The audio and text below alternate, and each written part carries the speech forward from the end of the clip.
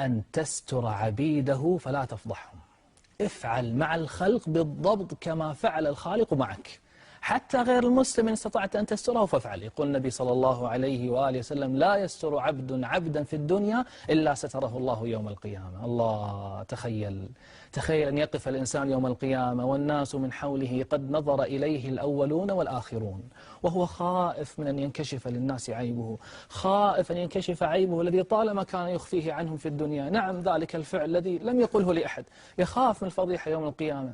تخيل أول مرة في حياته يرى أباه آدم ينفضح أمامه يوم القيامة، أول مرة يرى موسى عليه السلام، أول مرة يرى عيسى عليه السلام، أول مرة يلتقي بآل البيت والصحابة رضوان الله عليهم أجمعين، أول مرة يرى النبي صلى الله عليه وآله وسلم ينفضح أمامه.